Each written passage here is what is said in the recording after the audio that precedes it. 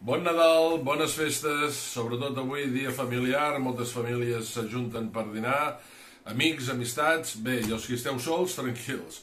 A vegades diuen que val més estar sol que mal acompanyat. Bé, avui estava escoltant que el pessebre el va inventar Sant Francesc d'Assís. No.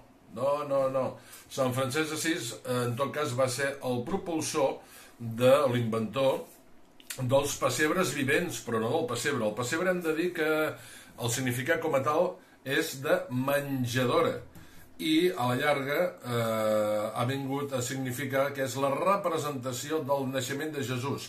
Però el pessebre ja data de l'any 200, fixeu-vos. Aquesta ja és una representació del pessebre amb el nen Jesús, amb Maria, l'estrella de Betlem, fixeu-vos a Sant Josep, i això data de l'any 200 i estava a les catacumbes de Roma, concretament a la de Santa Priscil·la. Per tant, estem parlant ja de l'any 200.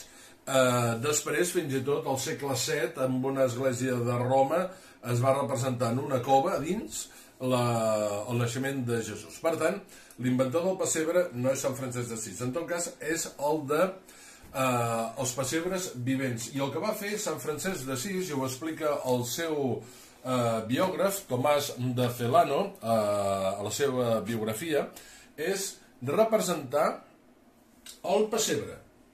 I el que va fer Sant Francesc d'Assís va ser representar en una nit, la nit de Nadal, les dificultats en les quals el nen Jesús es va trobar en el pessebre, en la menjadora. I en què va consistir aquell pessebre, entre cometes, vivent? Doncs amb només la menjadora, el bou i la mula. Ho expliquen aquí, però no parla en cap moment que hi hagués un nen ni que hi hagués altres representacions. Ho trobem a la biografia de Tomàs de Celano, que va conèixer a Sant Francesc d'Assís i ho explica. Avui, fixeu-vos quina imatge més maca, sobretot els que sou de Barcelona, l'heu vista. És la Mare de Déu de Betlem, a l'església de Betlem de la Rambla de Barcelona. Avui ens escau de meravella, perquè avui, en el llibre 365 dies amb Maria, que ja ha sortit, qui toca?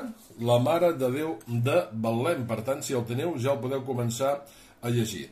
A Girona, al Loro, està a les llibreries, ja és a les llibreries Empúries, i la llibreria Casa Carles, llibreria diocesana Casa Carles, que és a la plaça del Vi. A les altres llibreries de Girona les heu de demanar. Si aneu a la Geli, si aneu a la 22 o si aneu a les Voltes, l'heu de demanar. En canvi, a l'Empúries ja el tenen, i a la llibreria diocesana Casa Carles, a la plaça del Vi també. I a Barcelona totes les llibreries religioses, en especial la llibreria Claret. I a la resta de llibreries l'heu de demanar. 365 dies amb Maria, d'editorial Claret. I m'acomiado amb el dibuix de la meva filla, que ens desitja un bon Nadal. Bon Nadal a tots, que vagi molt bé. Adéu-siau. I la Nica, com sempre. Nica, bon Nadal.